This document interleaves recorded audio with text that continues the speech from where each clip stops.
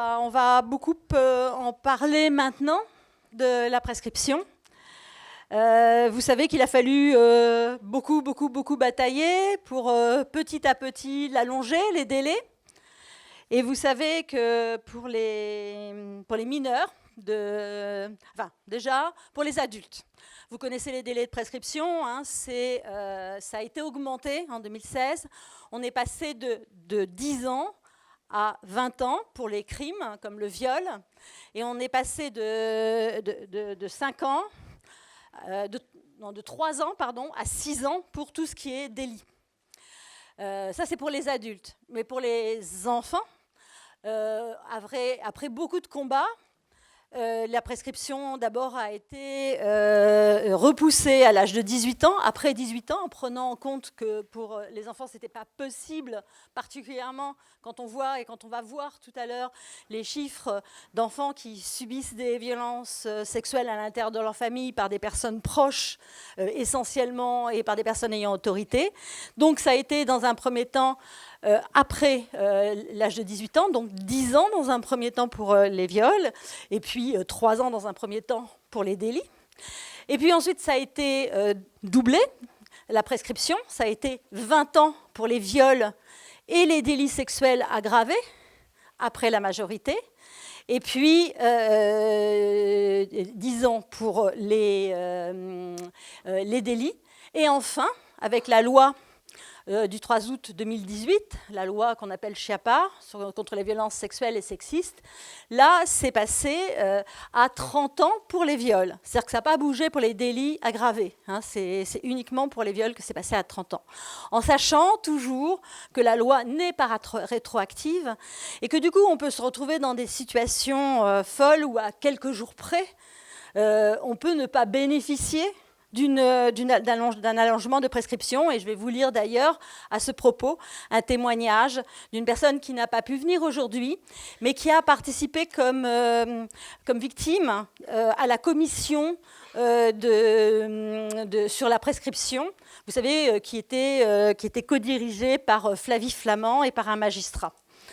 Donc elle avait écrit une lettre au ministre de la Justice pour raconter son histoire et pour dire à quel point c'était extrêmement violent pour elle de ne pas avoir pu porter plainte à 15 jours près par rapport au délai qui était de 20 ans après les violences. Alors comme on peut le faire, parce que c'est un droit absolu de porter plainte, ça n'empêche, vous savez que normalement, personne ne peut vous empêcher de porter plainte pour un délit ou pour un crime, et que même si c'est prescrit, vous pouvez porter plainte, et qu'il peut y avoir quand même une enquête, et qu'il devrait y avoir systématiquement une enquête, pour rechercher s'il n'y a pas d'autres victimes, par exemple. Et que ce qu'on avait obtenu lors de toutes les discussions autour de la loi Schiappa, c'était aussi que pour les situations exactement comme celle que Adélaïde Bon nous a rapportée avec un violeur en série, où elle nous a dit qu'il y avait quasiment le double autant de victimes qui avaient pu porter plainte que celles qui n'avaient pas pu porter plainte pour fait de prescription. Et la loi pouvait stipuler qu'il y aurait une levée de prescription dans le cadre d'un crime de viol en série avec un même auteur pour toutes les victimes. Et puis ça a été voté, ça a été proposé par le gouvernement, donc par Mme Marlène Schiappa et par Nicole Belloubet. Ça a été voté au Sénat, mais ça n'est pas passé lors du passage en commission, c'est la commission spéciale, la commission mixte paritaire. Voilà. Donc on n'a pas obtenu ça. Et puis il y avait aussi le fait que, par rapport à l'amnésie traumatique, ce soit considéré comme un obstacle insurmontable. C'est-à-dire que normalement, dans la loi, il y a un article qui dit qu'en cas d'obstacle insurmontable, la prescription aussi est suspendue et levée. Et que du coup, l'amnésie traumatique, par définition, c'est un obstacle insurmontable qui n'est pas voulu par la victime, donc elle le subit. Et là aussi, au Sénat, on a été entendu, ça a été voté 2 fois, et ce n'est pas passé aussi, et Mier va vous en reparler. Donc on se retrouve dans une situation où effectivement, on obtient quand même petit à petit des prolongations de prescription, mais où on laisse toujours sur le carreau une grande quantité de personnes victimes, d'autant plus que pouvoir vraiment sortir de la dissociation, sortir de l'emprise des agresseurs, et puis avoir le temps aussi de sortir de troubles psychotraumatiques gravissimes, ça met énormément de temps, et que le problème de pouvoir enfin parler met beaucoup de temps, et qu'on est dans une société qui a plutôt tendance à renvoyer aux victimes, surtout, faut pas parler, il y a la loi du silence est quand même au cœur de ce qui est renvoyé aux victimes, et avec vraiment tout est fait pour les décourager totalement de parler. Et du coup, c'est vraiment la double, triple peine pour les personnes. Et puis derrière tout ça, et là on va le voir que c'est vraiment une préoccupation majeure de toutes les victimes, derrière tout ça, il y a un agresseur qui bénéficie d'une impunité totale, un violeur, un criminel, qui bénéficie d'une impunité totale et qui peut continuer, et qui fait d'autres victimes. Et que du coup, les victimes vont même prendre des risques énormes par rapport à des risques de maltraitance lors de procédures judiciaires extrêmement lourdes, et on va le voir aussi dans le cadre des témoignages, pour vraiment faire en sorte que ces agresseurs ne récidivent pas sur d'autres victimes, ou qui savent déjà, puisqu'on va le voir aussi dans notre enquête, il y a un bon pourcentage de victimes qui sait qu'il y a d'autres victimes, qu'il y a d'autres personnes qui ont été aussi agressées. Donc c'est le problème de la prescription, est un problème qui est en fait à la fois d'une injustice totale, et qui va vraiment empêcher de protéger les victimes, et qui porte atteinte gravement aux droits des personnes. Alors je ne sais pas si Mié, vous allez parler un petit peu de ce qui est mis en avant pour justifier la prescription. Je ne sais pas si vous avez prévu d'en parler ou si j'en parle. Voilà, parce que du coup, les arguments qui sont mis en avant sont des arguments. Alors, il y en a trois grands types d'arguments qu'on avait démontés, nous, dans notre manifeste pour l'imprescriptibilité. Alors, qui sont l'argument de poids, c'est l'imprescriptibilité, c'est que pour les crimes contre l'humanité. Et c'est d'ailleurs à ce titre-là que la France est un des rares pays, le seul maintenant quasiment pays en Europe, qui n'a pas voté l'imprescriptibilité pour les crimes de guerre, par exemple. Sur cet argument-là. C'est-à-dire que c'est comme si l'imprescriptibilité, c'était ce qui montrait la gravité de ces crimes-là, et qu'il n'y avait pas d'autre chose, quoi. Il n'y avait que ça, et que si on galvaudait l'imprescriptibilité, ça porterait atteinte à la reconnaissance des crimes contre l'humanité. Voilà, c'est un argument à la NOA qui est opposé.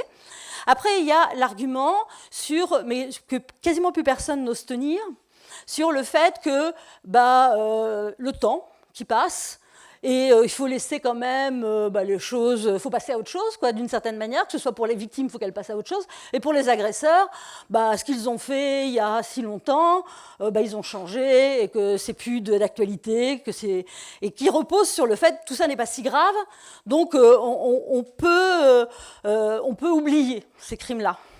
Vous voyez, donc là aussi, on s'oppose à l'imprescriptibilité des crimes contre l'humanité qui ne doivent pas être oubliés, et ces crimes-là pourraient être oubliés.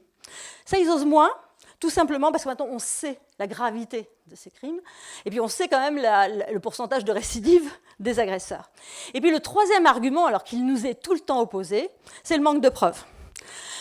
Alors ça, c'est un argument, je dirais, qui est particulièrement indécent, quand on voit que même pour une victime qui va porter plainte le jour même, c'est-à-dire dans l'heure qui suit ce qu'elle vient de subir, les faits peuvent être tout à fait classés sans suite. C'est-à-dire qu'il y a 74% des faits qui sont classés sans suite, quel que soit le temps qui se soit écoulé.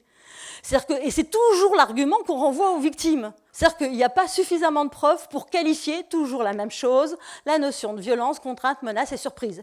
Et comme toujours, on va utiliser les symptômes psychotraumatiques des victimes pour dire qu'on ne peut pas qualifier la violence, la contrainte, la menace et la surprise. Ça veut dire quoi? C'est-à-dire qu'une preuve du trauma est utilisée contre les victimes pour les décrédibiliser. Je veux dire, c'est particulièrement pervers. Et puis c'est faux en plus, de toute façon, les preuves, elles ont tendance même à s'accumuler, parce que d'abord les agresseurs, ils vont récidiver, ils vont pouvoir même possiblement, les victimes vont pouvoir de plus en plus parler, elles vont sortir de plus en plus d'amnésie partielle ou totale, donc il y a des éléments qui vont revenir. La mémoire traumatique, Mireille va vous en parler, et je l'ai vraiment bien décrite, qui fait revivre à l'identique les événements. Du coup, il y a des tonnes de détails, d'éléments qui peuvent être corroborés. Il y a bien entendu des lettres, il y a les victimes qui ont dit à plein de personnes ce qui leur est arrivé à plusieurs reprises, il y a leur changement de comportement, il y a tous les troubles psychotraumatiques, tous les problèmes de santé, tout ce qu'elles ont dit, tout ce qu'elles ont fait, tout ce qu'elles ont vécu. En fait, ce n'est pas parole contre parole, c'est un faisceau d'indices graves et concordants qui permet de dire que, voilà, il s'est passé telle chose. Donc, du coup, ces éléments-là, en fait, ne sont pas recevables. Donc, on devrait pouvoir obtenir l'imprescriptibilité. Il y a de plus en plus de pays qui le font, particulièrement pour les crimes contre les enfants qui sont considérés, vous savez, par la Cour européenne comme des actes cruels, dégradants et inhumains. On retrouve la notion de crime contre l'humanité pour ces crimes-là. Donc, du coup, c'est quelque chose qu'on peut obtenir, on en est persuadé. C'est pour ça qu'on va monter, remonter, remonter, et on va continuer à ne pas lâcher. Mais en attendant, il y a plein de personnes qui vont effectivement ne pas pouvoir avoir droit à la justice et vont rester. Ce qui veut dire aussi plusieurs choses. Ne pas avoir droit à la justice, c'est du coup être exposé encore à l'agresseur, qui lui continue à circuler, à agir, à pouvoir pourrir la vie de la victime, non seulement avec les troubles psychotraumatiques, mais aussi avec ses comportements, à ne pas être prise, ne pas être reconnue comme victime, à perdre de la chance parce que du coup, rien va être fait pour ces victimes-là qui sont vraiment, qu'on laisse en plan. Et puis avoir peur. Et je vois, moi, ça, je peux témoigner de beaucoup de mes patientes qui ont horriblement peur qu'il y ait d'autres victimes. Elles savent ce qu'elles ont vécu, elles savent l'horreur de ce que ça a été. Et c'est inimaginable qu'elles puissent se dire que là, aujourd'hui, peut-être, il est en train de recommencer. Donc c'est aussi ces éléments-là. Donc c'est pour tout ça que notre combat contre la prescription est un combat qui est très argumenté. J'avais fait un manifeste et qu'on avait repris et qu'on avait argumenté. Et d'ailleurs, quand la commission a rendu un rapport, et dans le rapport, il disait bien que c'était tout à fait possible d'obtenir l'imprescriptibilité. Après, c'est un choix politique, c'est un choix de société, et ce choix-là, il faut le forcer. Je veux dire, ils vont pas le vouloir comme ça, mais on doit pouvoir l'obtenir. Alors, ce que je vous propose, c'est d'entendre plusieurs témoignages. Donc, plusieurs... Voilà, que vous avez vu, donc il y a Mireille qui va témoigner. Je vais témoigner, je vais lire la lettre de ma patiente Suzy. C'est un prénom qui a été modifié. Et puis, sinon, vous allez entendre aussi les ravages aussi de ce phénomène de prescription, avec des personnes qui ont recouvré leur mémoire de plus en plus, et savent que leur agresseur continue, voire même à parader, voire on aura un témoignage très fort demain par rapport à des faits qui se sont produits dans l'ex-Zaïre, des personnes qui peuvent être, en fait, qu'on continue à encenser, à vénérer en quelque sorte, alors qu'ils ont commis le pire. Donc c'est aussi, vous savez, on a un devoir de mémoire, on a un devoir de vérité, on a un devoir de justice, on a un devoir absolu de protection des enfants et de toutes les personnes et de respect des droits des personnes. Voilà, donc je vous remercie, je vais vous faire donc entendre ces témoignages.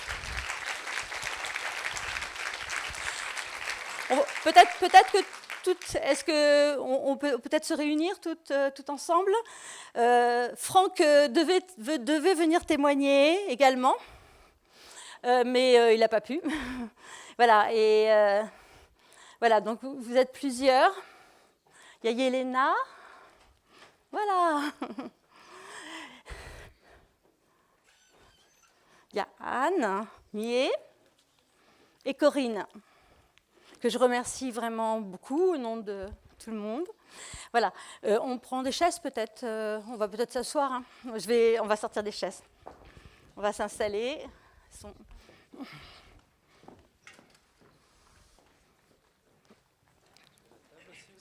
Non, là c'est mieux d'être... On ne met pas la table, on sera mieux... ouais.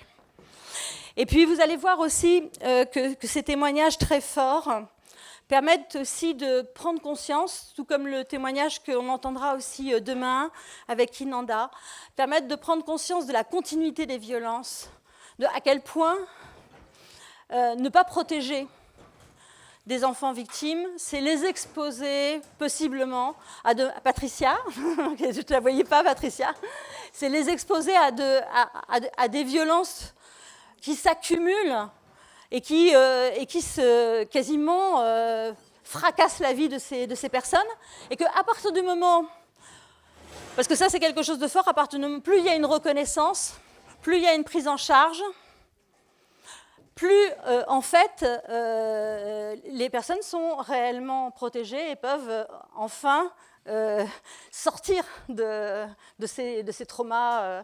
Mais ça prend du temps, ça vous allez aussi en témoigner, à quel point ça prend du temps et à quel point aussi c'est la galère pour trouver une prise en charge. Enfin, ça, je pense aussi, vous pourrez en témoigner. La galère pour obtenir justice. Ça y est, Léna aussi pourra en témoigner, parce que c'est vrai que tu vas pouvoir annoncer que, bon, il va y avoir un procès quand même, au bout de combien d'années déjà? 11 ans maintenant?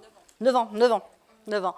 Voilà, et puis des situations où, effectivement, il n'y a aucune chance, malheureusement, il n'y a aucune possibilité d'avoir un procès à cause de la prescription, sauf si d'autres victimes, dont les faits ne sont pas prescrits, apparaissent.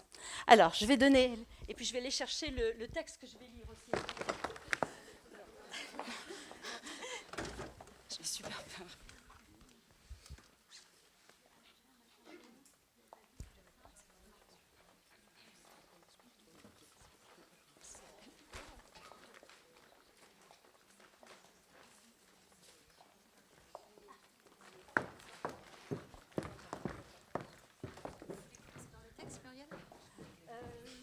Oui, je vais peut-être commencer par le texte.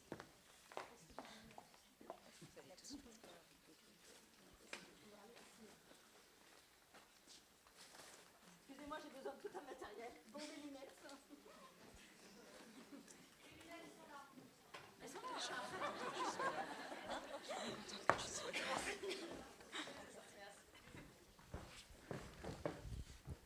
Voilà, donc je vous lis le texte de Suzy, donc, qui a été auditionnée. Elle a eu le courage donc, de témoigner devant une commission où il n'y avait que des magistrats. Alors, c'était quand même assez impressionnant. Et des magistrats et ministres. Alors, voilà. Donc là, elle s'adresse au ministre de la Justice. Madame, puisque c'était Christiane Taubira, je m'adresse à vous aujourd'hui en 2014, car je suis désespérée. Donc c'était avant même qu'elle témoigne. Je suis née en Guyane, issue d'une famille de Noirs-Marrons, et j'ai vécu jusqu'à mes 20 ans en Guyane. De l'âge de 14 ans jusqu'à mes 20 ans, j'ai été victime de graves violences physiques, psychologiques et sexuelles, et retenue prisonnière par le mari de ma mère. Je ne peux plus appeler ce monstre père.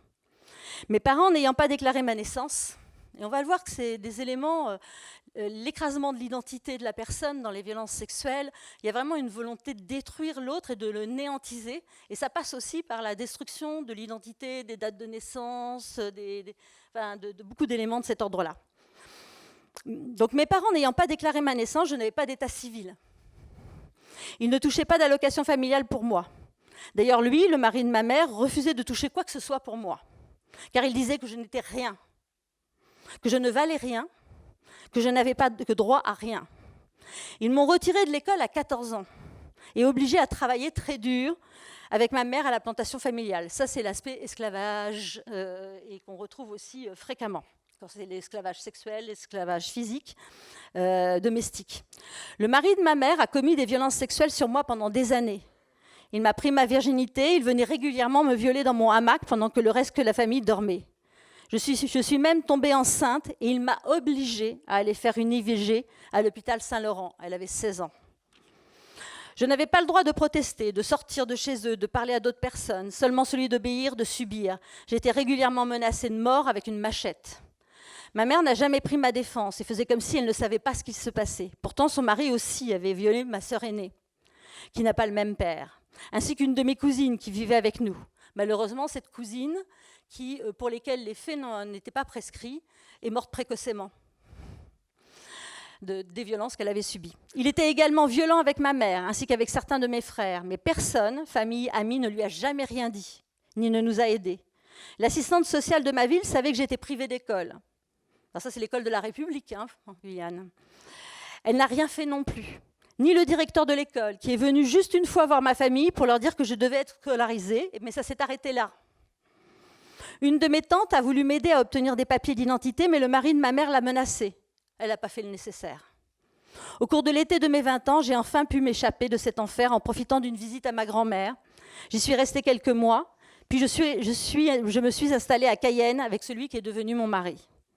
Nous avons eu un enfant et j'ai réussi à obtenir enfin un jugement déclaratif de naissance pour moi. Puis des papiers d'identité, enfin, à cet âge-là. Puis nous avons eu d'autres enfants et nous sommes venus nous installer en France. Pendant les premières années de notre vie commune, je n'arrivais pas à parler de toutes ces violences dont j'avais été victime et je le vivais très mal. Mon mari avait beaucoup de mal à pouvoir m'approcher dans mon intimité. Ce n'est que 7 ans après m'être sauvée que j'ai pu enfin exprimer toute cette souffrance à une psychologue de la PMI de mon quartier. Puis il a fallu encore 7 ans pour que je consulte une psychiatre spécialisée dans les violences faites aux femmes que vous connaissez, Madame la docteure Muriel Salmona. Grâce à ces 2 personnes, ainsi qu'au soutien de mon mari et de quelques personnes de ma belle famille et de mon entourage, à qui j'ai pu petit à petit parler de mon histoire, je peux essayer d'avancer dans ma vie, surtout pour mes enfants que je veux aimer et protéger plus que tout. Malgré tout, je souffre toujours des séquelles de ces violences que j'ai subies, mal-être constant, repliement sur moi, manque de confiance et d'estime de moi, flash incontrôlable, provoquant des crises d'angoisse. En particulier, ces séquelles m'empêchent d'assumer un travail à plein temps, ce pourquoi je suis en arrêt longue maladie. Je n'arrive pas non plus à me détacher de ma mère, même si je lui en veux énormément. Ça on a réussi à avancer sur ce registre-là. De ne pas m'avoir protégée. J'ai besoin de lui parler, de savoir pourquoi elle a accepté cette situation. J'ai essayé d'obtenir des réponses, mais elle ne veut pas ou ne peut pas en parler. D'ailleurs, elle continue à vivre avec ce monstre. C'est pourquoi je ne peux pas aller la voir ni seule ni avec mes enfants. Quand ma patiente lui a demandé des comptes, en quelque sorte, à sa mère s'est roulée par terre en hurlant et en disant qu'elle voulait sa mort. À elle, à la mère, sa mère. Le travail psychothérapeutique que j'ai entrepris avec Madame Salmona me permet aujourd'hui d'accepter mon statut de victime, me donne le courage de briser la loi du silence qui pèse sur ses secrets de famille et me motive à obtenir que mon tortionnaire soit enfin puni pour tout ce qu'il m'a fait subir, savoir si c'est vraiment mon père biologique ou s'il s'est permis de me traiter comme ça parce qu'il savait que je ne suis pas sa fille, car il n'a jamais fait de mal à mes petites sœurs, mais il l'a fait à ma sœur aînée qui n'est pas non plus du même père. J'ai donc rencontré un avocat spécialisé en droit pénal pour porter plainte et il m'a répondu que je ne pouvais pas lancer de procédure de contestation de paternité, car le délai de 10 ans était passé, premièrement, que je ne pouvais pas non plus porter plainte pour viol pour mineur, car bien que le délai de prescription soit de 20 ans après la majorité à ce moment-là, c'était avant 2018, pardon, et que j'ai moins de 38 ans, à ce moment-là, elle avait moins de 38 ans, donc elle espérait vraiment pouvoir porter plainte. Ce délai de prescription est pour moi de 10 ans, car j'ai eu 28 ans seulement 2 semaines avant la loi, que la loi ait été postée.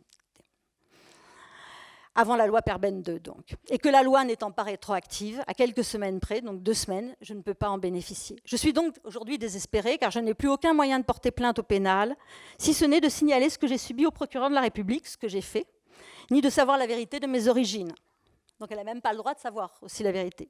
J'ai l'impression d'être à nouveau prisonnière et que c'est lui qui a gagné. Car ma cousine, pour laquelle les faits ne sont toujours pas encore prescrits, ne portera jamais plainte. Elle vit toujours dans cet environnement fermé où le silence est imposé par l'entourage, milieu qui ne veut surtout pas remuer le passé. C'est celle qui est décédée.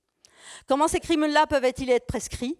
Pourquoi des lois qui permettraient à toutes les victimes comme moi d'espérer de se sortir enfin reconnues et mieux prises en charge ne peuvent-elles pas être rétroactives ?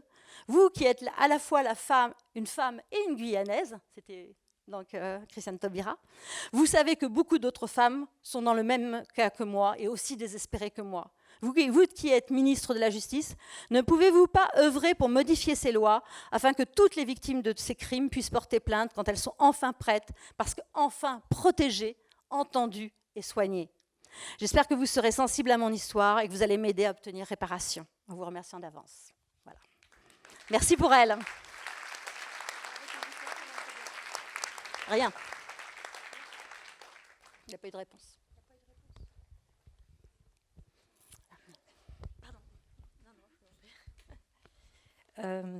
J'en profite peut-être pour rebondir sur ce que vous venez de dire, pour expliquer peut-être si les personnes sont concernées dans la salle, comment s'applique le nouveau délai des 30 ans après la majorité, si des personnes sont concernées par la question du viol sur mineur et souhaitent porter plainte. La loi s'applique pour les gens qui sont nés après l'entrée en vigueur de la loi. C'est-à-dire la loi est entrée en vigueur le 5 août 2018, donc c'est un peu technique, mais les gens qui bénéficient du délai... J'ai dit le contraire, oui. Alors, voilà, c'est ça. Donc en fait, pour simplifier les choses, les 30 ans après la majorité, donc les gens qui n'ont pas eu 38 ans avant le 6 août 1980 peuvent bénéficier des 30 ans après la majorité, mais tous ceux qui sont nés avant, c'est fini. Donc c'est pour ça qu'on continue à se battre pour la question de l'imprescriptibilité, parce que comme les lois ne sont pas rétroactives, ça va de toutes les manières toucher un très petit nombre de personnes. Voilà. Je voulais juste faire une petite parenthèse là-dessus. Je vais rapidement vous parler de mon parcours et puis surtout du combat qu'on mène avec la docteure Salmona autour de la question de la reconnaissance de l'amnésie traumatique. Donc, pour ceux qui ne me connaissent pas, mon nom est Mie Koyama, je suis journaliste et présidente de l'association Moi aussi Amnésie. Et c'est une association qui réunit les victimes d'amnésie traumatique, donc suite à des violences sexuelles, et qui se bat pour la reconnaissance de ce mécanisme dans la loi. Donc, je pense que Muriel aura l'occasion de revenir et d'expliquer un peu mieux la question de la mémoire traumatique. Mais donc, c'est un mécanisme de sauvegarde du cerveau, on va dire, qui touche entre 40 et 60% des victimes de violences sexuelles dans leur minorité. Et donc moi, donc au bas mot, étant donné les chiffres des violences sexuelles sur mineurs, c'est des dizaines de milliers de personnes en France, au bas mot. Voilà.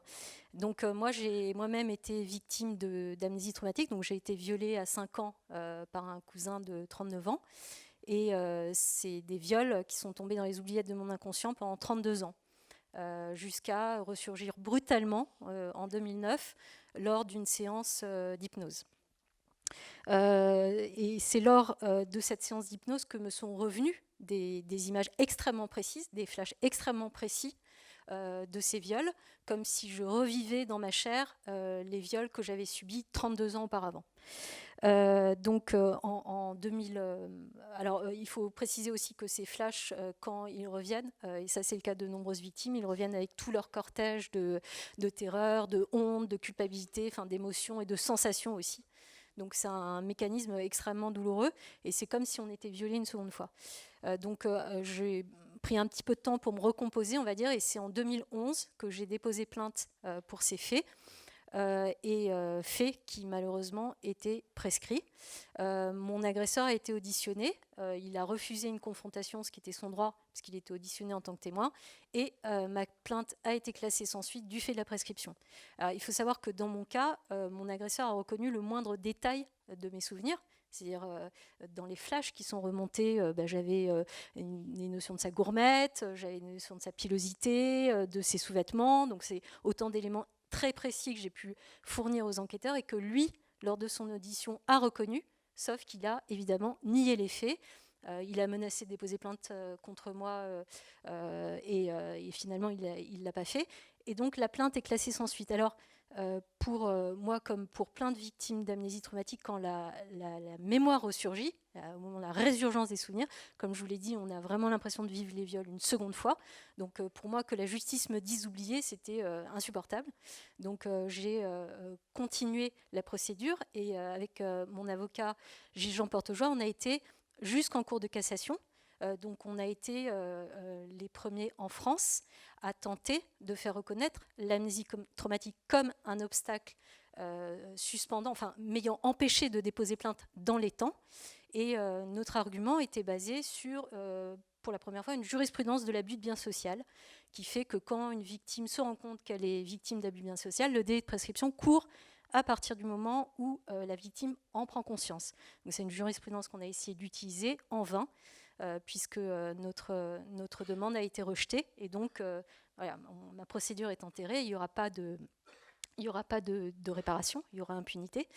Et à la suite de ça, donc là je rentre dans le cadre plus global, le gouvernement s'est saisi de la question et a fait une grande réforme des prescriptions pénales qui a abouti à la loi de février 2017. Et dans cette loi de février 2017 a été inscrit la notion d'obstacle insurmontable, donc un élément qui est défini précisément par la loi, qui fait que c'est un élément qui est susceptible de suspendre la prescription.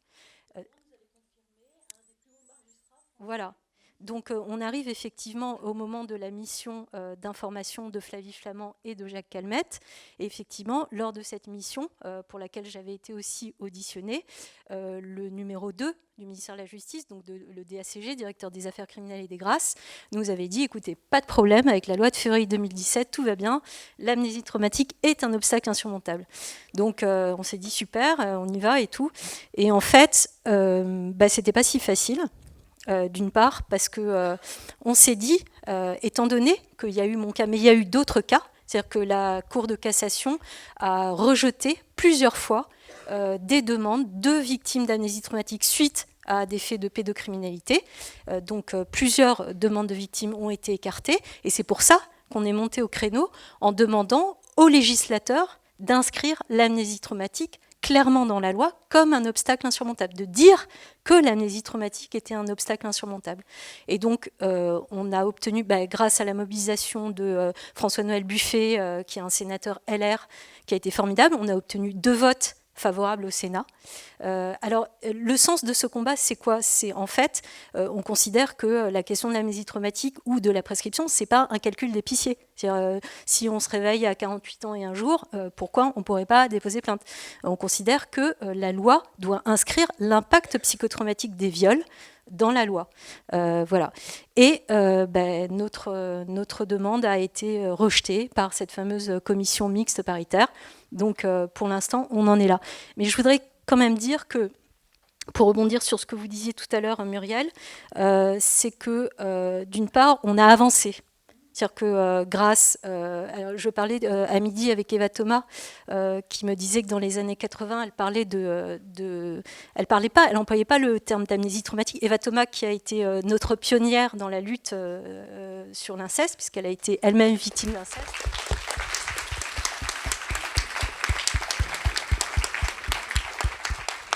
Je parlais avec elle, je ne sais pas où elle est, je parlais avec elle... Coucou. Je parlais avec elle à midi et je lui demandais, mais est-ce que dans votre cas, vous avez parlé d'amnésie traumatique dans les années 80 ? Elle me disait non, mais à l'époque, on disait qu'on sortait de notre corps, qu'on avait eu des trous noirs, mais on n'employait pas ce terme. Et c'est à partir de la fin des années 90 qu'elle a eu le bonheur de découvrir une interview de Muriel et que peu à peu, on a commencé à en parler.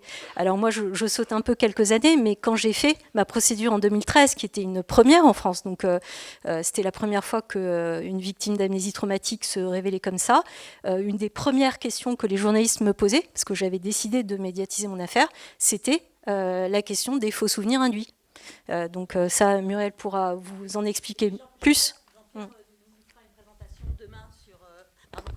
Jean-Pierre Salmona nous fera une présentation demain sur justement toute cette utilisation de ces théories anti-victimaires. Donc depuis, vous avez fait des sondages, il y a eu l'affaire Flavie Flament, il y a eu Andrea Bescon qui en a parlé. Donc on considère que maintenant le mécanisme est vraiment bien connu. Donc, les victimes, par exemple, du directeur d'école de Villefontaine. Oui, alors l'affaire de Villefontaine a été très emblématique parce que donc c'est cet instituteur pédocriminel qui a fait une 60aine de victimes. Et parmi ces victimes, parce qu'il avait l'habitude de filmer et de prendre en photo ces victimes, et parmi ces victimes, il y a eu 6 victimes à qui les gendarmes ont apporté la preuve qu'elles avaient été violées et qui n'en avaient aucun souvenir. Donc voilà. Alors je ne m'étendrai pas plus là-dessus, mais je vais juste dire un mot, et puis après j'élargirai plus. Si ce parcours et cette question vous intéressent, j'ai écrit un témoignage écrit sur mon parcours thérapeutique, juridique, etc. Parce que concernant le parcours thérapeutique des victimes d'amnésie traumatique et de pédocriminalité de façon générale, c'est très chaotique. Je pense que mes amis pourront en parler. Donc c'est un parcours que je raconte aussi dans un livre. J'ai été dans une clinique privée j'ai expérimenté ce qu'on appelle le MDR avec plus ou moins de succès. Enfin bref. Et voilà, il y a toute la question des soins. Mais bon, je ne rentrerai pas dans les détails. Donc voilà, j'ai écrit un livre sur le parcours judiciaire, politique et thérapeutique qui s'appelle Le Petit Vélo Blanc. Si ça vous intéresse, vous pouvez y avoir accès.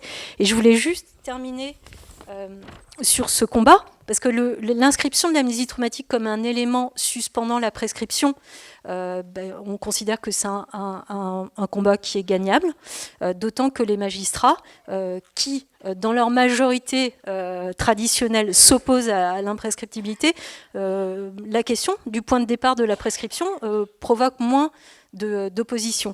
Et effectivement, on a quand même avancer par rapport à ce fameux argument qu'on nous oppose tout le temps sur l'imprescriptibilité, c'est réservé aux crimes contre l'humanité, puisqu'effectivement, et là je vous lis, le rapport Flavie Calmette-Flamand en avait conclu que l'imprescriptibilité ne devait pas être exclue par principe et pouvait être utilisée comme un outil de prévention contre la récidive et un moyen de protection de la société et de l'ordre public. Et pourquoi, pendant longtemps, l'imprescriptibilité a été réservée aux crimes contre l'humanité ?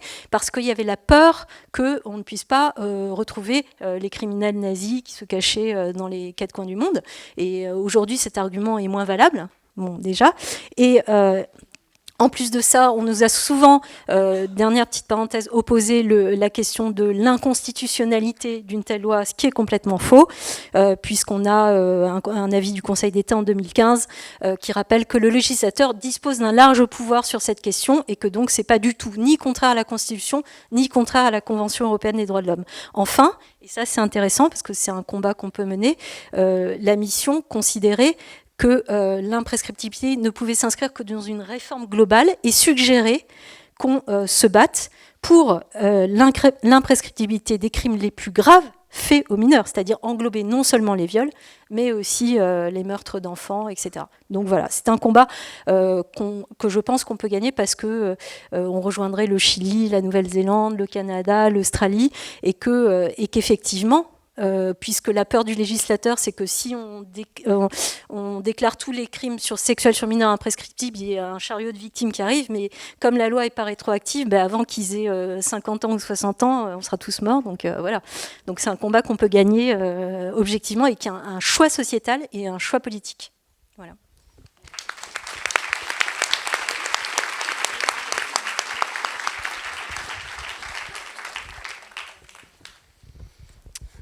Bonjour, donc moi c'est Corinne.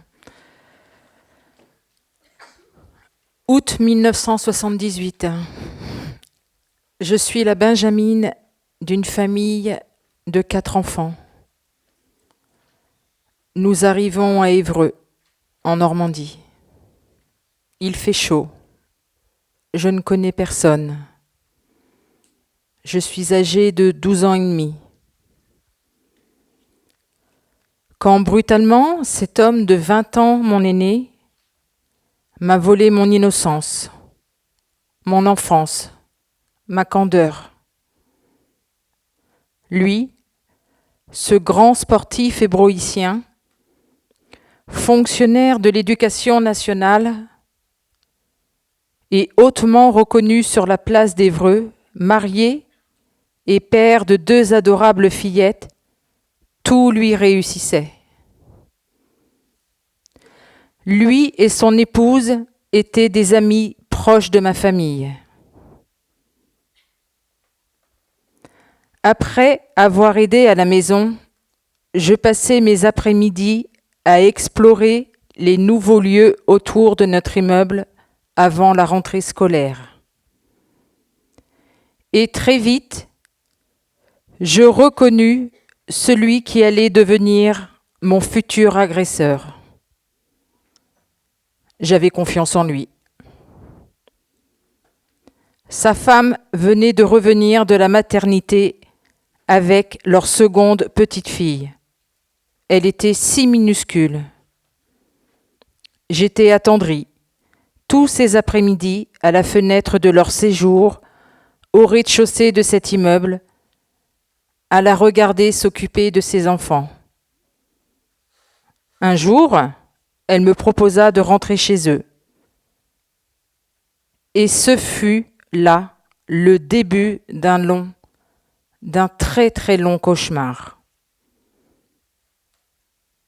Bien entendu, il était adroit, intelligent. Il a su gagner ma confiance. Et, sans jamais me brusquer, il s'est engouffré dans une brèche qui n'attendait très certainement que ce genre d'individu pervers. Lui et son épouse étaient pour moi comme des parents. Je faisais toujours mon possible pour me rendre chez eux après l'école, le mercredi après-midi, et ensuite le samedi et le dimanche. Cette nouvelle famille représentait une échappatoire pour moi. Très vite, la confiance s'est installée. Ils me confièrent leurs enfants en garde le samedi soir. J'y passais la nuit d'ailleurs. Quelle aubaine pour lui.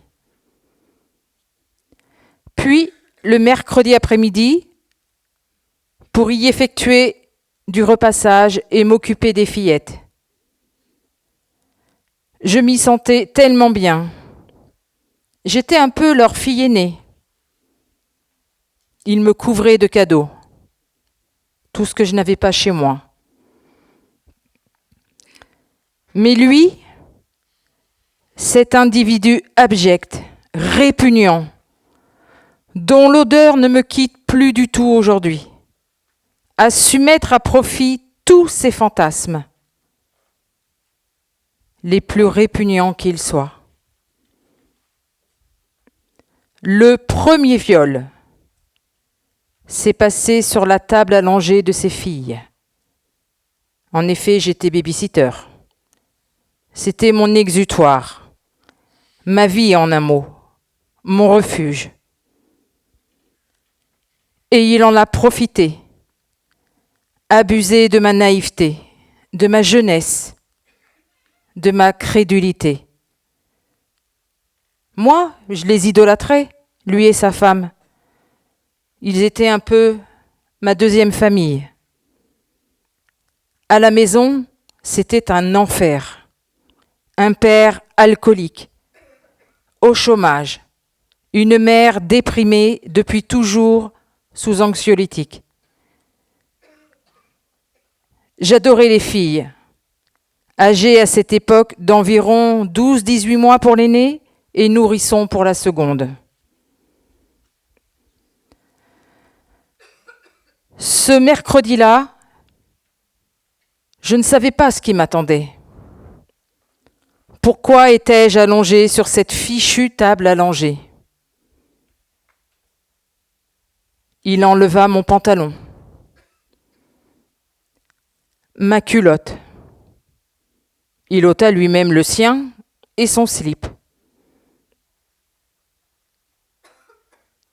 Il mit un préservatif, je me souviens de la couleur, vert. Il enfonça son sexe avec une hargne telle, tout en bâillonnant, bien entendu, pour ne pas réveiller les filles, dont la plus jeune était dans son transat, à côté de nous, dans la salle de bain. Il me disait sans cesse que c'était normal, que toutes les jeunes filles de mon âge faisaient la même chose que moi, que je devais lui faire confiance. J'étais soumise, comme à la maison d'ailleurs. J'ai cru à ce moment que j'allais mourir. Il me disait de ne pas bouger, qu'il avait du mal à me pénétrer comme il aurait voulu. Normal, j'étais encore vierge. La douleur était telle que j'ai failli en perdre connaissance. Une fois sa petite affaire terminée, il se rhabilla et me demandant d'en faire autant. Mais je souffrais terriblement. Le sang coulait le long de mes cuisses. Je ne comprenais pas pourquoi je saignais autant. Je me suis lavée, rhabillée, et en fin de journée, je suis rentrée chez moi, ne comprenant toujours pas ce qui s'était passé. Dès le lendemain, l'intérieur de mes cuisses était recouvert d'hématomes, tellement il m'avait maintenue avec violence. Ce fut le premier viol d'une très très longue série, d'une très grande souffrance, seule et personne pour me tendre la main. Lui nommait cet acte leçon d'amour. Je n'en comprenais pas le sens. J'avais tout juste 13 ans, naïve, et cela faisait déjà de nombreux mois que je subissais des attouchements, que lui seul interprétait de normal. Comme tous les mercredis et tous les week-ends, j'allais chez eux m'occuper des filles. Le samedi, c'était différent. Il agissait de la sorte à son retour dans la nuit avec sa femme. Il revenait tard. Elle s'écroulait dans le salon. Lui venait me voir après. J'étais couchée dans leur chambre. Et les 2 filles dormaient au pied du lit, chacune dans leur lit de bébé. Autant vous dire qu'il lui était facile de faire de moi ce qu'il voulait. Je ne pouvais jamais crier, juste m'abandonner, oublier le temps d'un instant que j'existais. Il a exercé sur moi tous ses fantasmes, ce qu'un homme adulte pouvait et devait faire avec une femme adulte, et non pas avec une enfant.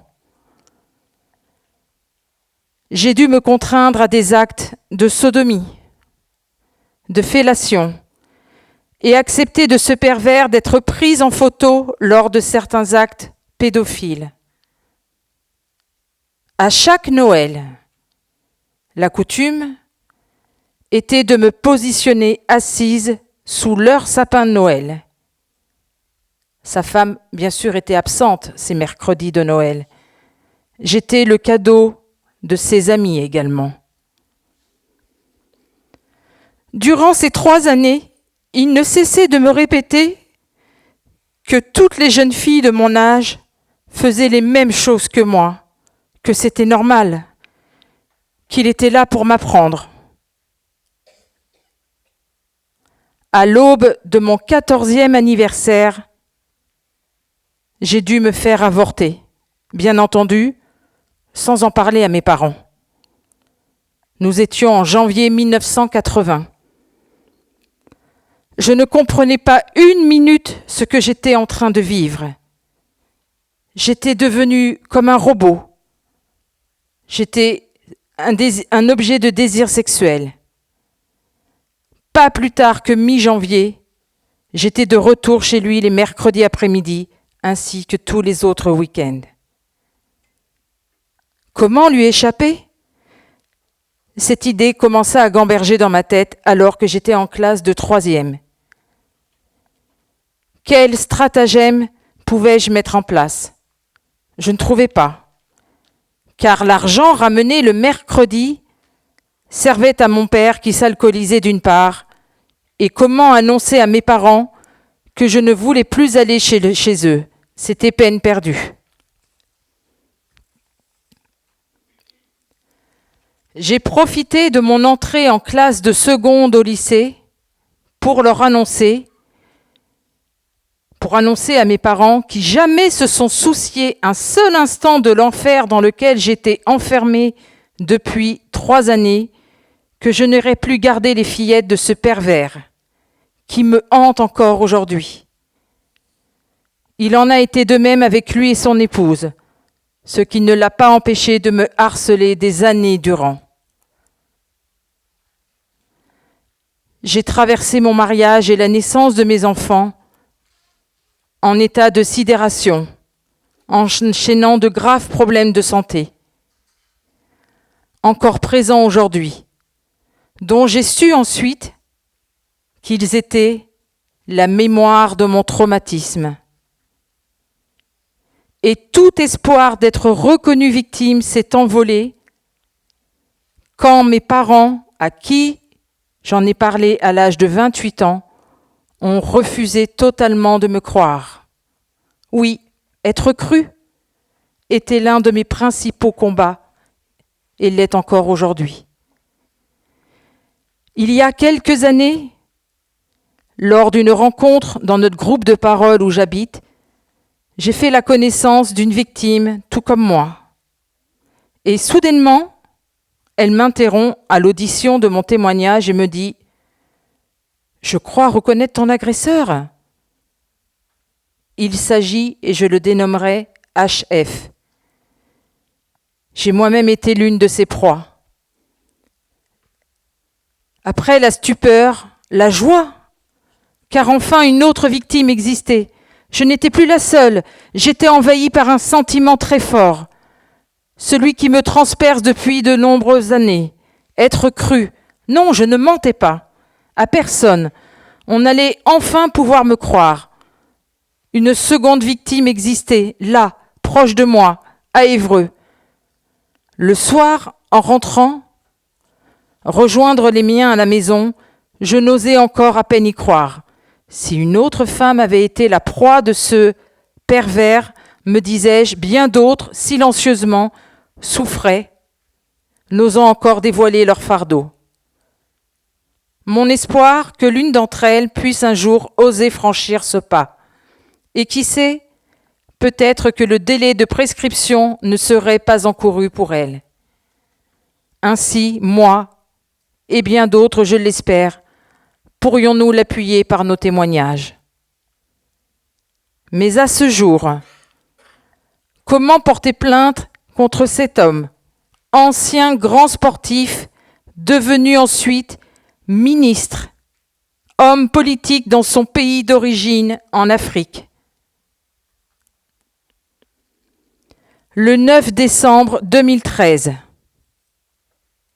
c'est le jour où ma mémoire traumatique a cédé. J'ai fait une tentative de suicide, la première. Et c'est là que je me suis réveillée. Par le biais de Laurent Hainaut, j'ai pu faire la rencontre de Muriel Salmona, qui me suit depuis septembre 2014. J'espère que le travail que nous menons me permettra un jour de me reconstruire, de me débarrasser de ma honte, de ma culpabilité et d'être enfin heureuse, quoique. J'ai repris mon activité professionnelle le 1er septembre 2015 à mi-temps thérapeutique suite à de longs arrêts de travail pour plusieurs opérations. Mon combat aujourd'hui, pouvoir affronter sereinement mes collègues sans être obligé de me justifier sur ma santé. Reprendre confiance en moi, car l'humain peut être dur, violent et déstabilisant. Depuis tant d'années, toujours les mêmes questions me hantent. Pourquoi mes parents n'étaient pas venus à mon aide? Pourquoi tant d'ignorance? Ils étaient enfermés dans leur marasme. À leurs yeux, je n'existais pas. Si ce n'est pour ramener l'argent que m'était donné, à chaque fois que je gardais les filles. En fait, j'ai l'amère constatation de m'être prostituée pour mon père durant ces 3 années. Aujourd'hui, je suis âgée de 53 ans. J'ai dû divorcer l'an dernier, car toute cette histoire a littéralement anéanti ma vie de couple. Non pas que mon ex-mari avait honte de moi, mais tout simplement parce qu'il n'avait jamais pu m'aimer. Entre lui et moi, durant nos 32 années de mariage, il y avait mon agresseur. Je lui ai rendu sa liberté en divorçant. J'ai beaucoup souffert de cette séparation. Durant ce mariage, j'ai vécu sous l'emprise psychologique de mon ex-mari. Mes parents sont restés dans le déni.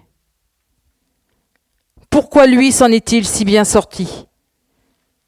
Devenu homme politique important dans un pays en Afrique, il est congratulé, honoré. Bref, il coule des jours heureux. Mais là, le bas blesse, moi. Que suis-je devenu ? Une loque, un semblant de rien. Ces filles, sont-elles informées de ce qu'est vraiment leur père ? Je rêve aujourd'hui de dévoiler mon histoire au grand jour. Car là où j'habite, cet homme reste un homme très connu. Comment l'atteindre sans me mettre hors la loi ? Comment trouver la force de continuer à vivre sans m'autodétruire davantage ? La semaine dernière, mercredi dernier, j'ai fait ma 6e tentative de suicide. J'ai 3 enfants. Le dernier de mes enfants me reprochant de l'avoir trop aimé, trop protégé, ce que je n'ai pas eu la chance d'avoir.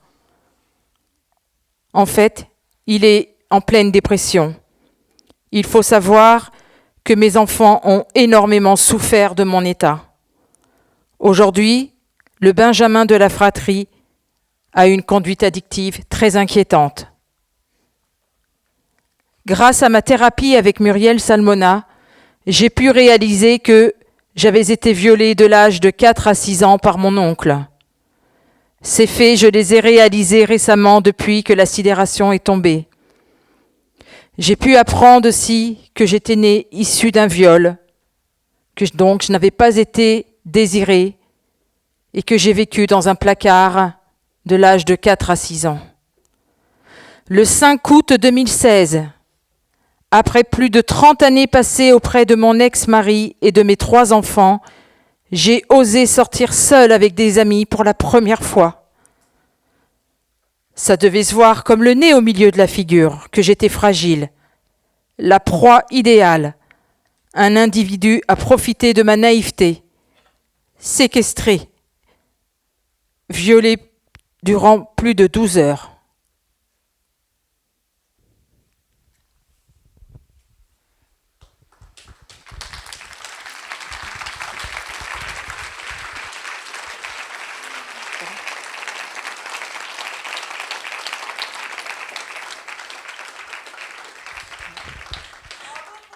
Oui, bravo pour ce courage.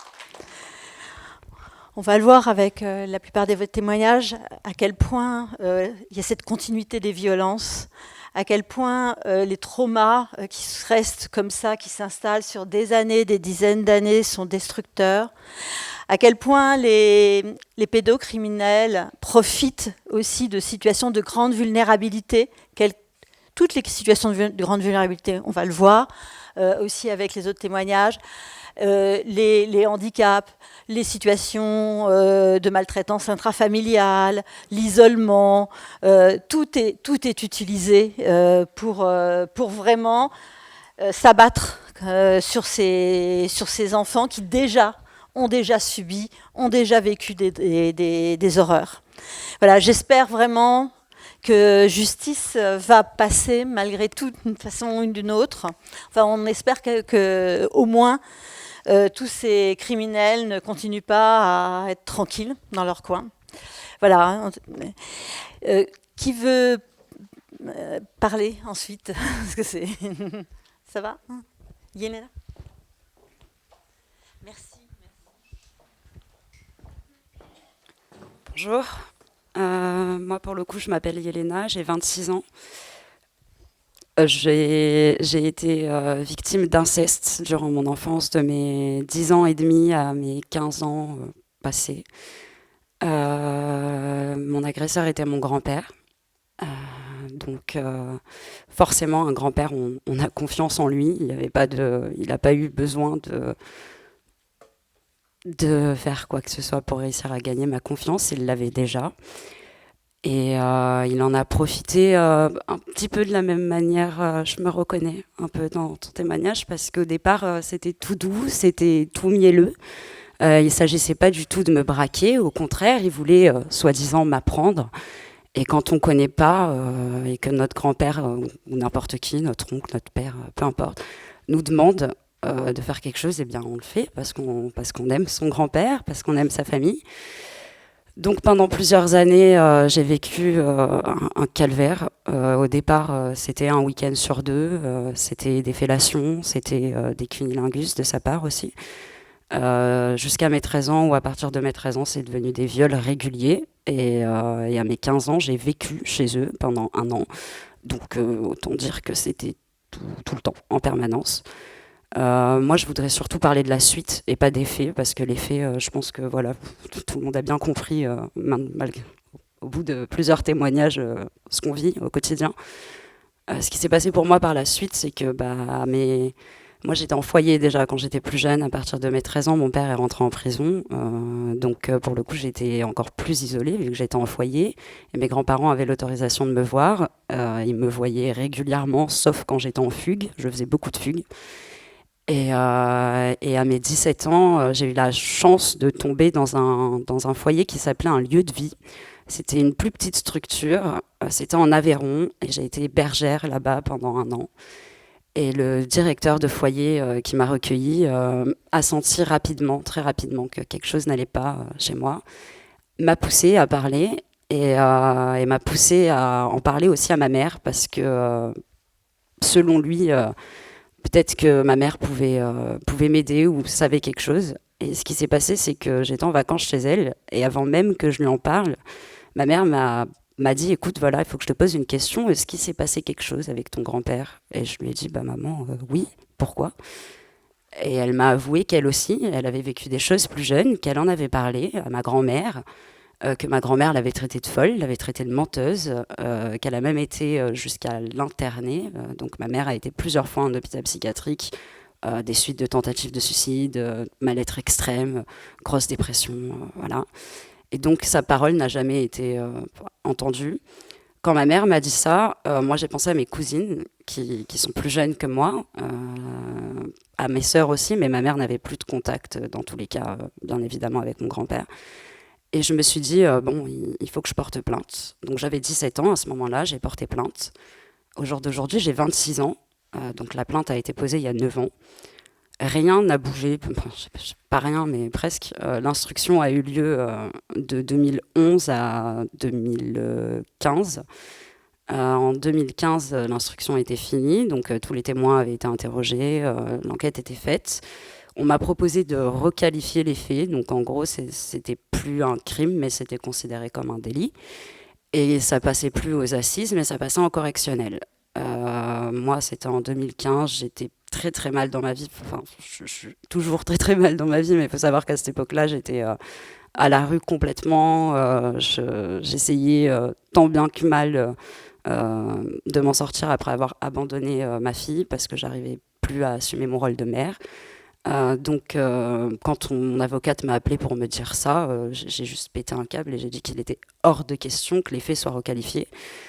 J'ai eu la chance d'avoir une avocate qui a réagi assez rapidement et qui a réussi, je ne sais trop comment, à faire en sorte que ça reste bien une qualification de viol et non pas seulement, je ne sais plus les termes exacts, mais en gros, voilà. C'était pas juste un délit, c'est bien resté en viol. Et donc, c'est tombé aux oubliettes de 2015 donc jusqu'à maintenant, jusqu'à il y a très très peu de temps. En fait, il y a très peu de temps, il s'est passé quelque chose d'assez incroyable, il y a 1 an et demi en arrière. J'ai une chaîne YouTube, je témoigne sur ma chaîne YouTube de ce que j'ai vécu. Et grâce à cette chaîne YouTube, j'ai été découverte par une réalisatrice qui est ici aujourd'hui, qui s'appelle Sylvie Meyer et que je remercie. Cette réalisatrice a fait des pieds et des mains pour réussir à me contacter, à me retrouver. Moi, je vivais à moitié dans la rue, à moitié hébergée, très très souvent en vadrouille et pas très souvent sur les réseaux. Mais elle a fini par réussir à me retrouver grâce à une des personnes qui travaillait avec elle. Ils m'ont contacté sur Messenger et elle m'a proposé de témoigner dans un documentaire qui sera diffusé demain après-midi, il me semble. Demain matin. Et donc, c'est grâce à ce documentaire et grâce à cette réalisatrice que j'ai rencontré Muriel, que j'ai pu mettre des mots sur des choses que je ne connaissais absolument pas. Je suis consommatrice de cannabis depuis très longtemps. Muriel m'a expliqué voilà, la dissociation, les conduites à risque. J'ai encore un long travail devant moi, parce que je viens à peine de commencer la thérapie réellement. J'en suis pas du tout là où sont les personnes qui sont autour de moi aujourd'hui, mais j'ai découvert tout un monde et ça m'a permis de comprendre que j'étais pas seule déjà, parce que j'avais jamais parlé avec d'autres victimes. Sur YouTube un petit peu en évoquant mon parcours, en témoignant sur YouTube. J'avais eu quelques commentaires de victimes, mais c'était vraiment les premières fois que je parlais avec des personnes qui étaient victimes. Et voilà, et grâce à ce documentaire, en tout cas peut-être pas grâce au documentaire, mais moi je pense que oui, j'ai eu une nouvelle incroyable il y a 3 mois maintenant.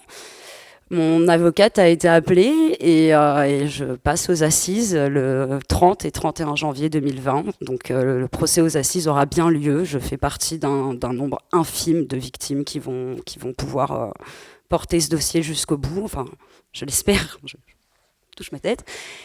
Et voilà. Et ça va être encore long. Moi, ma vie, elle est complètement au valo. Faut savoir qu'il y a rien de stable chez moi. J'ai vécu des années de partout, à droite, à gauche. Je suis très, très, très, très loin de m'en être remise. Mais je continuerai à me battre. Et cette manière-là, le fait d'être là, d'être en colloque et de témoigner devant vous, c'est quelque chose qui me tient, quoi, qui me permet de tenir. Donc, merci.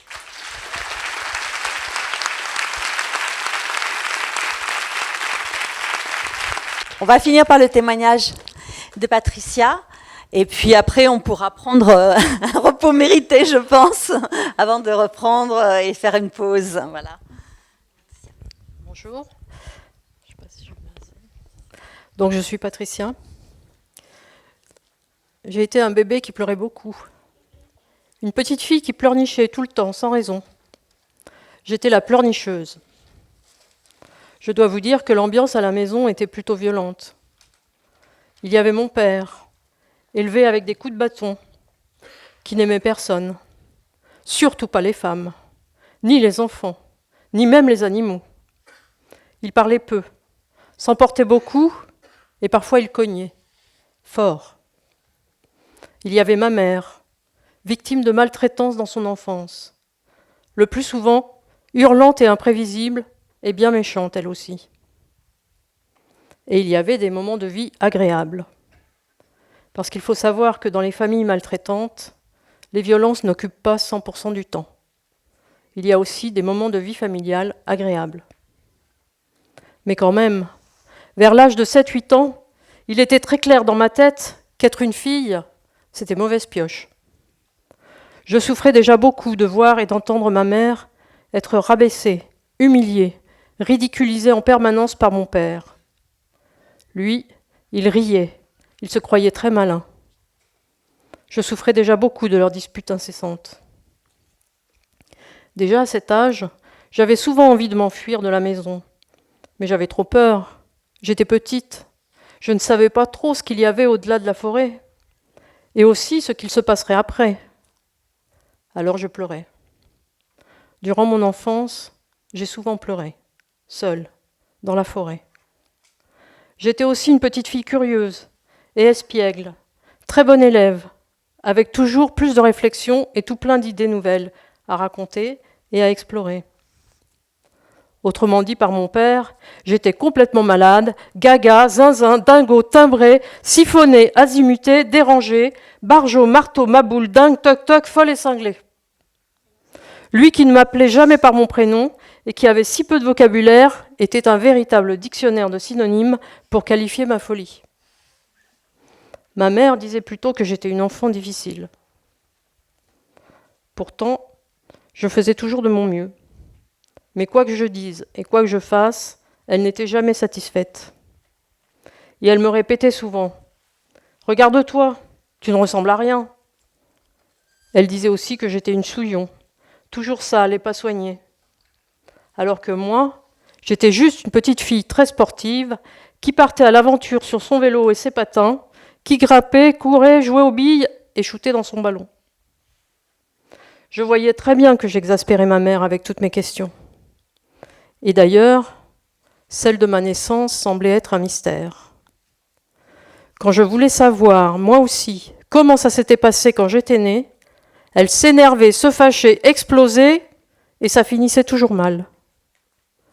Pourtant, elle racontait la naissance de mes frères et sœurs sans se mettre dans cet état. J'étais aussi une petite fille très autonome, qui observait beaucoup et qui était toujours à l'affût d'une nouveauté passionnante. J'adorais l'école, je détestais les week-ends et les vacances. Côté santé, toute petite, j'ai eu des angines à répétition et j'ai dû être opérée. Côté dentaire, vers 8-9 ans, mes molaires étaient en si mauvais état qu'il a fallu toutes les arracher. Côté nourriture, j'étais une petite fille très facile, j'aimais tous les aliments, sauf un, la saucisse. La vue d'une saucisse dégoulinante me provoquait des hauts le cœur, mais j'étais obligée de la manger. Alors je mangeais, écœurée, petit bout par petit bout. Aujourd'hui, je survole de très haut mon histoire, car je veux simplement vous raconter 2 événements particuliers. Mais en réalité, mon enfance n'a été qu'une succession de violences, un état de guerre permanent et interminable. Jeune adulte, en rupture familiale, j'ai dû survivre comme j'ai pu. Parfois sans aide, sans argent et sans logement. J'ai fait des rencontres, des bonnes et des mauvaises rencontres, et j'ai subi de nouvelles violences. Puis est arrivé le jour où j'ai pensé avoir trouvé l'homme d'une nouvelle vie. Nous avons décidé d'être parents. Ma grossesse s'est bien déroulée et j'ai accouché d'une superbe fille. J'avais 27 ans. C'est au moment où mon bébé a été déposé sur moi, où nos regards se sont croisés, qu'il s'est passé une chose très étrange. Pendant quelques secondes, je n'ai rien pu dire. J'étais totalement bloquée. Aucun mot ne sortait de ma bouche. J'étais comme dans un énorme brouillard. Et puis j'ai entendu mon compagnon qui parlait en espagnol. Alors j'ai fait pareil. J'ai changé de langue. Ce blocage inexpliqué m'a laissé interloqué. D'autant plus que j'avais déjà 8 années de thérapie derrière moi et que j'avais la certitude qu'il s'était passé quelque chose à ma naissance. Mais j'ai dû attendre plusieurs décennies pour en savoir plus. En vérité, j'ai dû attendre que ma mère prenne la décision de divorcer, à l'âge de 50 ans, et qu'à cette occasion, elle commence une thérapie. J'ai dû attendre que ma mère soit en capacité d'identifier et de nommer les violences qu'elle avait subies. J'ai dû attendre que le divorce soit établi. J'ai dû attendre que ma mère trouve le courage de dire, et c'est à ma sœur aînée qu'elle le dira. Alors, j'ai dû attendre que ma sœur aînée trouve elle aussi le courage de me le dire. Et puis j'ai su. Et il m'a fallu 1 décennie de plus pour l'intégrer, pour découvrir et comprendre le psychotrauma, pour accéder à la mémoire traumatique de ce vécu et pour la désamorcer, pour me sécuriser suffisamment pour me réconcilier avec ma mère, et pour trouver le courage de lui demander de me raconter ce qu'il s'était vraiment passé ce jour-là. C'était l'an dernier. j'ai su en détail le crime innommable commis ce jour-là. Mon père a violé ma mère, et moi dans son ventre, toute prête à voir la lumière. Il m'a volé ma naissance. En vérité, ma mère ne se souvient pas comment elle est allée à la maternité. Elle ne se souvient pas vraiment comment je suis née. Elle m'a entendu crier. Elle a su que j'étais en vie, et c'est tout. Lorsque j'ai appris ce qu'il s'était passé, j'ai été choquée, mais pas étonnée. Depuis, certains détails étranges qui encombraient ma vie ont pris tout leur sens, ça s'est éclairé. Un peu comme les pièces d'un puzzle qui trouvent enfin leur place. Mais tout de même, j'ai vraiment manqué de chance, parce que je ressemble physiquement à mon père. Et je peux vous assurer que lui ressembler physiquement, ce n'était pas rien. Enfant, ma mère ne me supportait pas. Et à l'adolescence, elle ne pouvait plus me voir. Je me suis souvent demandé comment une mère pouvait éprouver autant de haine envers son enfant. C'est encore brumeux, mais au fond, je sais. Et puis, je me souviens du jour où j'ai cherché des informations dans mon carnet de santé et que certains détails, jamais vus jusque-là, m'ont sauté aux yeux. Ma mère, qui avait complété mon identité, n'avait jamais rempli mon lieu de naissance. J'ai aussi été très surprise de n'avoir jamais remarqué que la page naissance de mon carnet était restée vide, sans aucune information, un peu comme si je n'étais pas née. Et quand ma fille est née, c'est le même silence de mort qui a failli se répéter. Lui parler en espagnol a été une vraie chance, pour elle et pour moi, et ensuite pour mon fils aussi. Pendant leurs premières années, j'ai communiqué avec mes enfants dans cette autre langue, et quand je leur parlais, je me sentais vraiment mère. J'étais la mère que je voulais être. Dans ma tête, cette autre langue n'était pas colonisée par des violences, et ça, c'est un vrai trésor, un outil possible que l'on devrait prendre en compte. Je vais aussi vous raconter qu'un jour, exaspérée par le silence assourdissant de mes proches, j'ai décidé de leur écrire pour leur dire toutes les violences que j'avais subies dans ma vie. J'écrivais quand brusquement, des sensations et des images violentes m'ont envahi. C'était horrible. Le lendemain, je suis arrivée en thérapie, je me suis assise et j'ai dit « J'ai une chose très horrible à vous raconter et en même temps, j'ai très envie de rire. J'ai été violée bébé, dans ma gorge, et je suis en train de devenir folle. » J'étais désespérée, je souriais, la mémoire traumatique était enclenchée. Alors après, c'est le corps qui a tout exprimé. J'étais tout hébétée quand ça s'est arrêté. Les mots sont venus après. J'étais choquée. Je venais de revivre une atrocité, et tout y était. Et je n'étais qu'un tout petit bébé de quelques mois.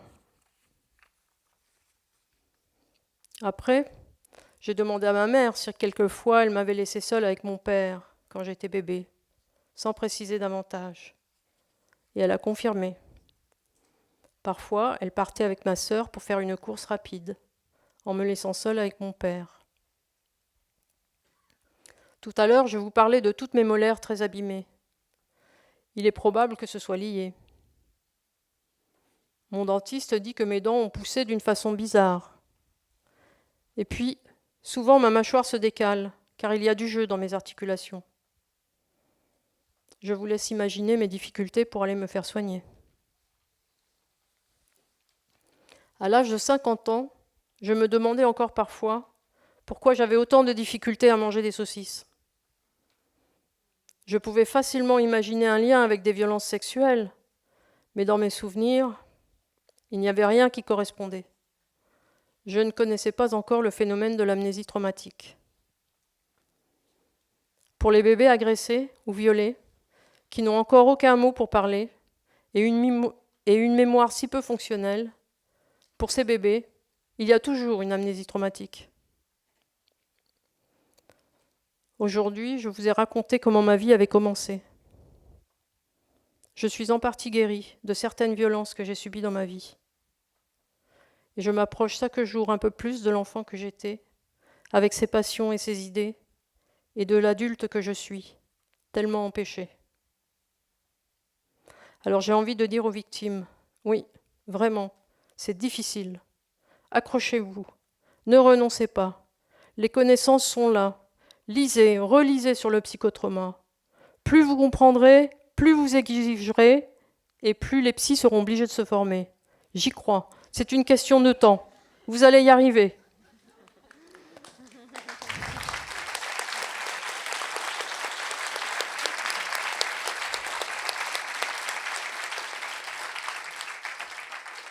Pour finir, j'ajouterai encore, quand un bébé pleure beaucoup, qu'un enfant pleurniche tout le temps, sans raison. Osez penser à une future maman violée et son bébé agressé, parfois le jour même de sa naissance, ou un peu avant. Et osez penser aussi au nourrisson violé quelques mois après. Merci.